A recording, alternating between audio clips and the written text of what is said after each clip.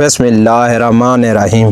شدید گرمیوں کے دن تھے۔ سلطان اپنے مخصوص لباس میں اپنے دربار میں بیٹھے ہوئے تھے۔ اگرچہ دربار میں کوئی بھی نہیں تھا اور اس وقت وہ اکیلے تھے، لیکن ان کے چہرے پر ایک خاص خاموشی اور سوچ تھی۔ وہ سلطنت کی خاص امور کو لے کر پریشان تھے۔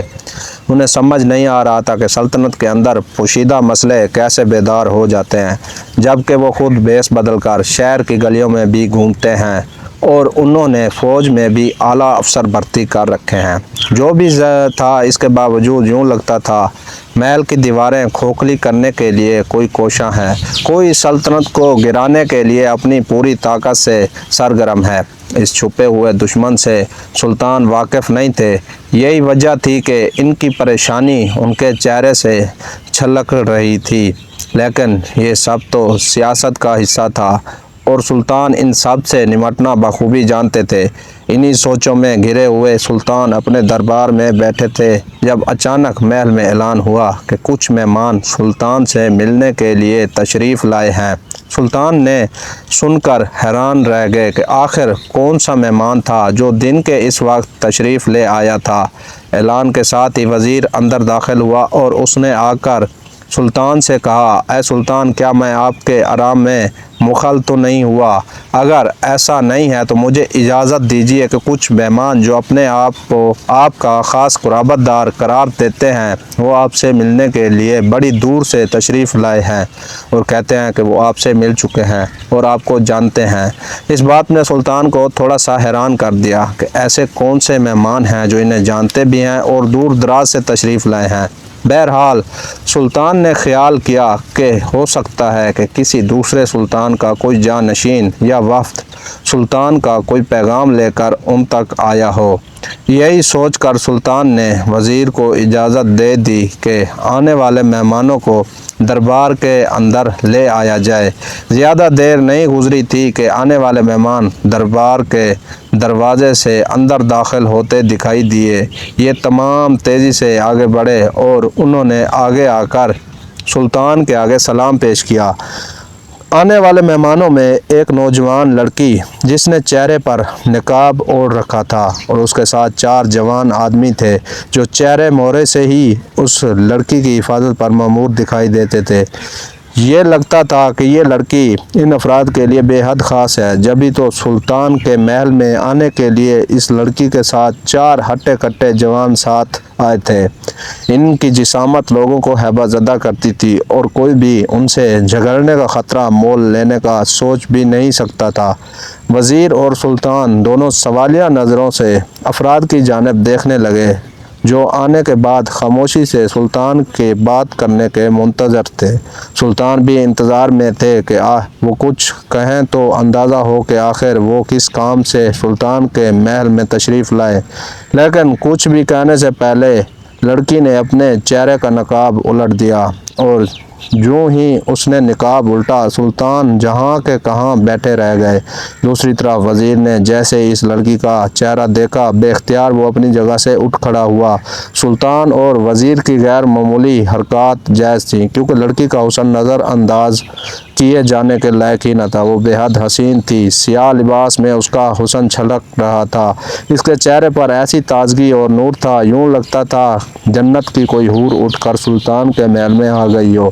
وہ مسکراتی نظروں سے سلطان کی جانب دیکھ رہی تھی، یوں جیسے وہ سلطان کو لمبے عرصے سے جانتی ہو۔ سلطان نے جب اس لڑکی کو دیکھا تو ان کو ایک جھٹکا سا لگا اور انہیں کل والا واقعہ یاد آ گیا۔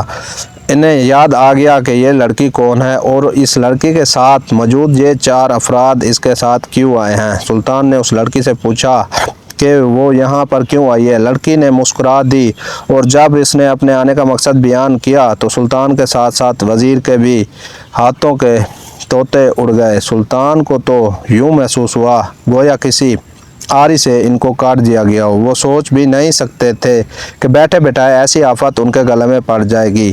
سامنے موجود لڑکی کو وہ کیا جواب دیتے، اس کی کہی ہوئی بات ہی سلطان کے گلے سے نیچے نہیں اتر رہی تھی۔ وزیر سوالیہ نظروں سے سلطان کی جانب دیکھ رہے تھے اور سلطان اس لڑکی کی جانب۔ ان کے ذہن میں کل پیش آنے والے واقعے کے مناظر چل رہے تھے۔ سلطان کو یاد آیا کہ کل جب وہ اپنے ساتھیوں کے ہمراہ शिकार पर निकले थे तो अचानक वो रास्ता भटक कर जंगल की दूसरी सिमत जा निकले थे। हालांकि इस पूरी सल्तनत के तमाम रास्ते सुल्तान के देखे भाले थे, लेकिन ये रास्ता जंगलों और घने दरख्तों के बीच से होता हुआ दूसरी तरफ जा निकलता था। सुल्तान का यहाँ तक कभी गुजर नहीं हुआ, लेकिन सुल्तान की फ़ौजें यहाँ पर भी अपना काम कर रही थी। इसका अंदाज़ा सुल्तान को इस बात से हुआ कि वहाँ के अफराद भी सुल्तान को जानते थे। सुल्तान हैरत से इस जगह का जायज़ा लेते हुए आगे बढ़ रहे थे। इन्हें भूल ही गया था कि वो जंगल में शिकार के लिए आए थे और अपनी टोली से बिछड़ गए हैं। इनके पीछे इनके अफराद इनकी तलाश में मारे मारे फिर रहे होंगे।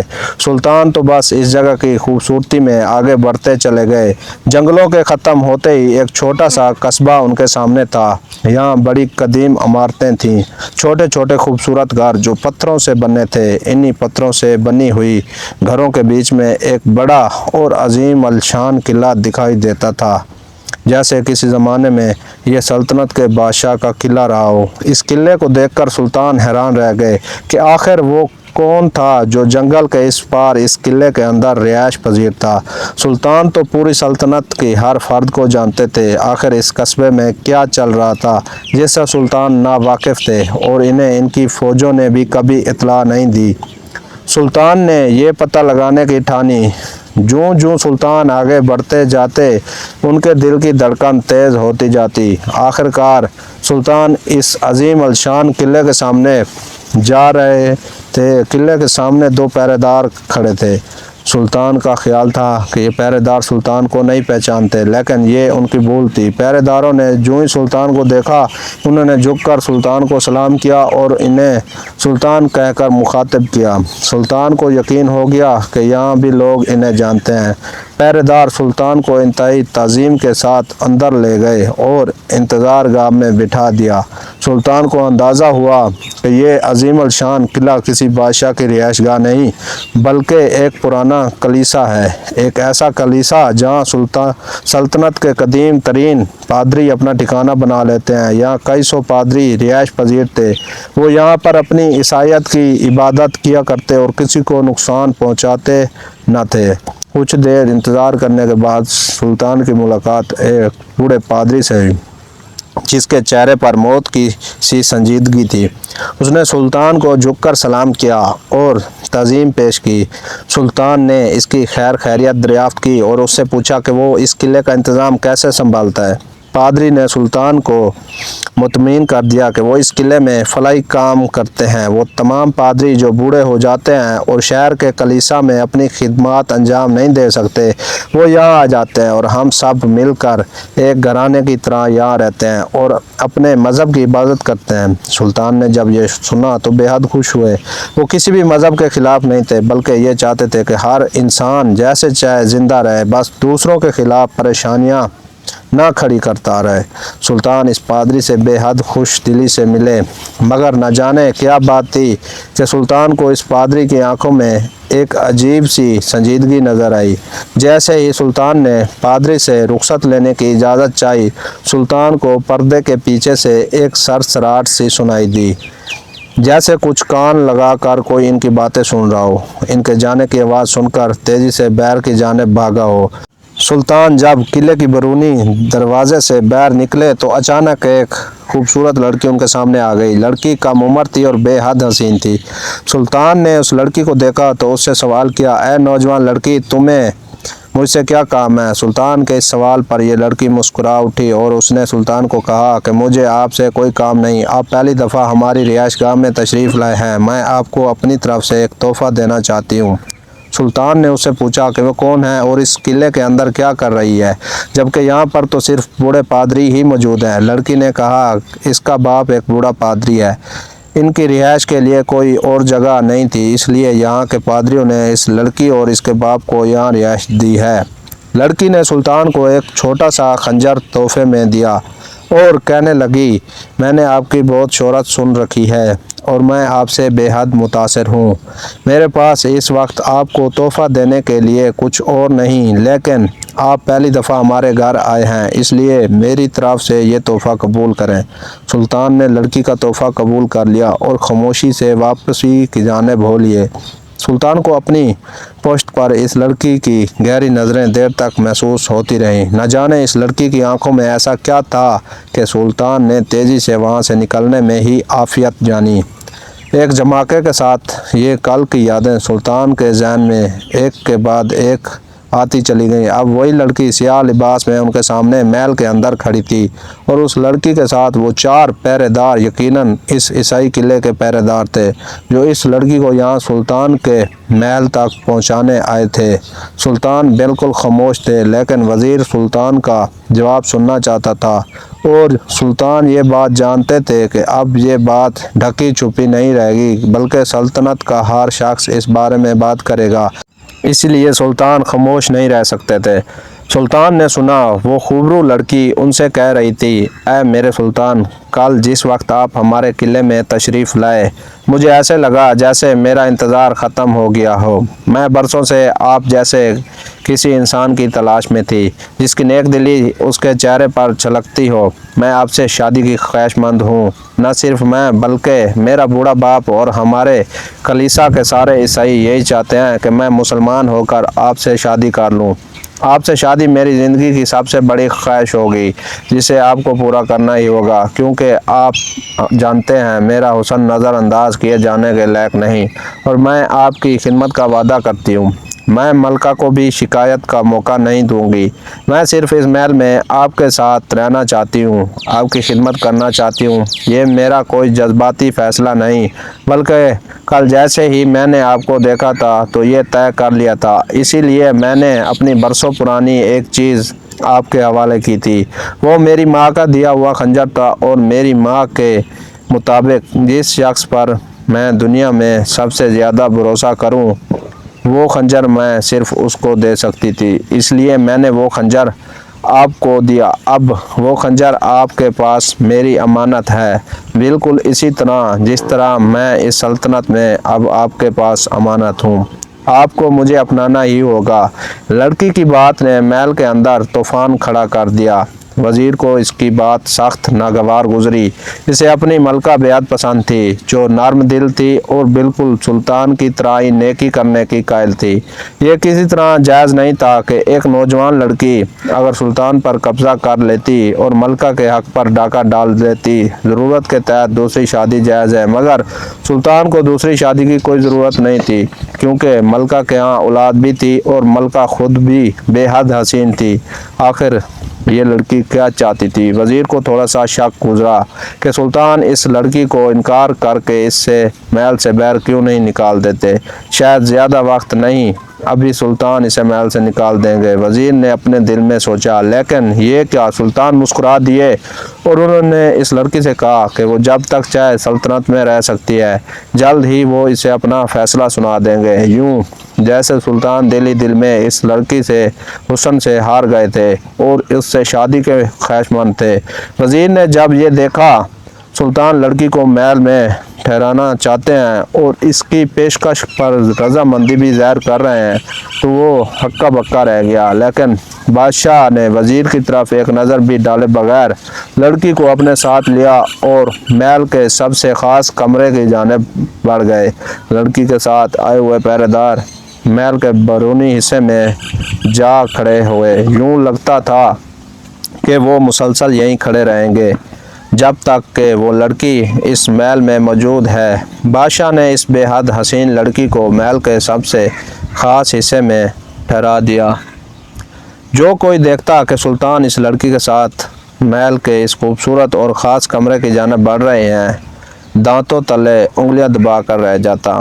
ان کا نیک سلطان آخر ایک جوان لڑکی کے ساتھ کیا کر رہا تھا؟ اسے اس کمرے کے اندر کیوں ٹھہرا رہا تھا، جبکہ سلطان کی ایک خوبصورت بیوی بھی موجود تھی؟ صبح سے لے کر شام گزر گئی، لڑکی محل میں آ کر ٹھہر گئی تھی۔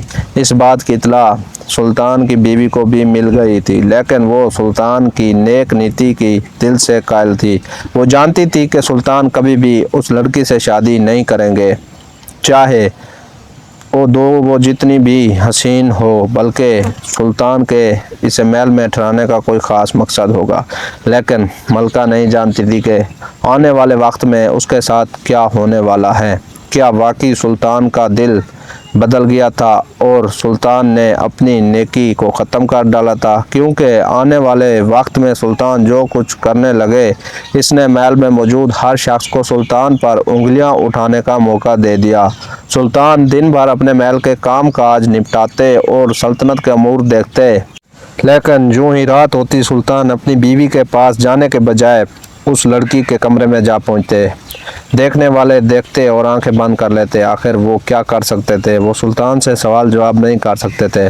پوری رات سلطان اسی لڑکی کے کمرے میں ٹھہرے رہتے اور صبح فجر کی نماز کے وقت کمرے سے باہر آ کر نماز فجر ادا کرتے اور اپنی بیوی کے کمرے میں چلے جاتے۔ سلطان کی بیوی بڑے عرصے تک یہ سلطان کی روٹین دیکھتی رہی، مگر کچھ نہ بولی۔ آخر ایک روز سلطان کی بیوی نے طے کیا کہ وہ اس حسین لڑکی سے ملے گی۔ آخر سلطان اس کے پاس کیا کرنے جاتے ہیں؟ سلطان کے بارے میں شک کی ذرا گنجائش ملکہ کے دل میں بھی ابھی تک نہیں آئی تھی۔ وہ ان سے بے حد محبت کرتی تھی اور یہ جانتی تھی کہ سلطان اگر کچھ کرتے ہیں تو کسی جائز مقصد کے لیے ہی کرتے ہیں۔ ابھی تک ملکہ اس حسین لڑکی سے نہیں ملی تھی، اسی لیے اور ملکہ نے سوچا کہ آج اس لڑکی سے مل لینا چاہیے۔ ملکہ نے اپنی کنیز خاص کو بلایا اور اس سے کہا کہ جا کر اس حسین لڑکی کو لے کر آؤ جس کے چرچے پورے محل میں گونج رہے ہیں۔ اس سے کہو کہ سلطان کی بیوی نے اسے یاد کیا ہے۔ ملکہ کی کنیزیں خاموشی سے کہیں اور عیسائی لڑکی کو ملکہ کا پیغام دیا۔ لڑکی اپنے کمرے میں کھڑکی سے محل کی بیرونی سمت میں جھانک رہی تھی۔ اسے باہر کی طرف کھڑے ہوئے اپنے پہرہ دار صاف دکھائی دے رہے تھے۔ وہ جانتی تھی کہ وہ اس محل میں ہر وقت ان کی نظروں کے سامنے ہے اور محفوظ ہے۔ وہ پہلے پہرہ دار جان بوجھ کر ایسی جگہ پر پہرہ دے رہے تھے جہاں سے انہیں عیسائی لڑکی کے کمرے کی کھڑکی صاف دکھائی دیتی تھی، یوں جیسے وہ اس لڑکی کی حفاظت کے متعلق کافی زیادہ فکر مند تھے۔ عیسائی لڑکی نے جب ملکہ کا پیغام سنا تو اس کا دل دھک سے رہ گیا۔ وہ جانتی تھی یہ موقع جلد ہی آئے گا، لیکن اتنی جلدی اس بات سے وہ واقف نہیں تھی۔ وہ کنیز خاص کے ساتھ ملکہ کے کمرے میں چل دی۔ جیسے ہی وہ ملکہ کے کمرے کا دروازہ کھول کر اندر داخل ہوئی، ملکہ نے مڑ کر اس کی جانب دیکھا اور اسے تسلیم کرنا پڑا کہ عورت ہونے کے باوجود وہ اس دوسری عورت کے چہرے سے نظریں نہیں ہٹا پا رہی ہے۔ وہ لڑکی اس قدر حسین تھی، اس جیسی حسین لڑکی ملکہ نے آج تک دنیا میں نہیں دیکھی تھی۔ گو کہ ملکہ خود بھی حسن میں یکتا تھی، لیکن اس لڑکی کے چہرے کے سوگوار حسن میں ایک عجیب سی بات تھی۔ ملکہ کے دل کی کیفیت عجیب سی ہو گئی۔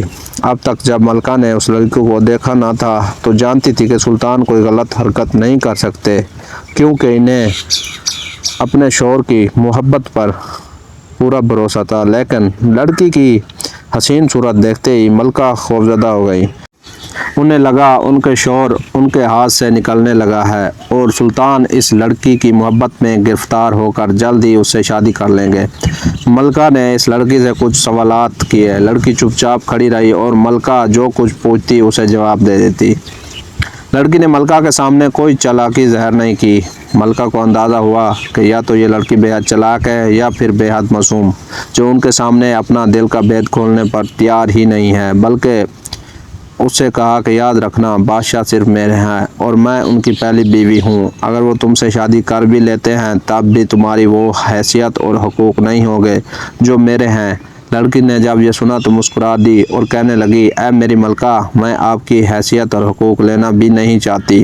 میں تو بس بادشاہ سے بے حد محبت کرتی ہوں اور چاہتی ہوں کہ وہ مجھ سے شادی کر لیں تاکہ میں ساری عمر ان کی خدمت کرتی رہوں۔ ملکہ نے جب لڑکی کی مسلسل یہی ریٹ سنی تو جل گئی اور اس نے کنیز سے کہا کہ اسے واپس اس کے کمرے میں چھوڑا۔ اب انہیں جو کچھ کرنا ہے وہ خود کر لیں گی۔ سلطان کا فیصلہ ملکہ خود کریں گی، یہ بات انہوں نے سوچ لی تھی۔ حسین عیسائی دوشیزہ کے کمرے سے جانے کے بعد ملکہ سوچ میں گم ہو گئی۔ اس کا دل اپنے شوہر کی بے وفائی کو تسلیم کرنے کے لیے تیار نہیں تھا، لیکن اس لڑکی کا اعتماد ظاہر کرتا تھا کہ اسے اپنے حسن پر بے حد ناز ہے، اور کیوں نہ ہوتا، واقعی حوروں کی مات دینے والے حسن کی مالک تھی۔ شاید وہ یہ بات جانتی تھی کہ سلطان دل کے جتنے بھی سخت بنے، آخر وہ اس کے حسن کے آگے ہار مان جائیں گے۔ ملکہ کا دل گھبرا گیا اس نے سوچا میں اب کیا کروں، اس سے پہلے اس لڑکی کو دوسری بیوی کے روپ میں برداشت کرنا پڑے گا۔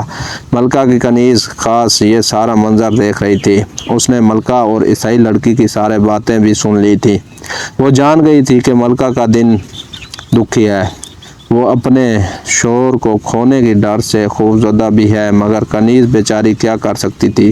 بڑے لوگوں کی بڑے باتیں تھیں، وہ خود ان کی غلام تھی، اس لیے خاموشی سے وہ ملکہ کے کمرے سے چلی گئی۔ لیکن اس شام اس نے ایک عجیب منظر دیکھا۔ عیسائی دوشیزہ کے خلاف اس کے دل میں نفرت بھر چکی تھی، جو ان کے محل میں پھوٹ ڈلوانے کے لیے آ گئی تھی، اسی لیے وہ چپکے چپکے سے اس پر نظر بھی رکھ رہی تھی۔ اس روز جب وہ کھانے پینے کی اشیاء اس عیسائی لڑکی کے کمرے میں رکھنے کے لیے اس کے کمرے میں گئی تو اس نے دیکھا کہ وہ لڑکی کھڑکی کے پاس کھڑی ہے۔ لڑکی کے ہاتھ میں ایک حقہ تھا جسے پڑھ کر اس کے آنسو بہہ رہے تھے۔ لڑکی کے ہاتھوں میں وہ خط کانپ رہا تھا اور خود لڑکی بھی لرز رہی تھی، مگر سب سے عجیب و غریب یہ بات تھی کہ کھڑکی کے دوسری جانب کھڑکی کے سامنے چاروں پہرے داروں میں سے ایک پہرے دار کھڑا تھا اور اس کے چہرے کے تاثرات بے حد کرخت تھے۔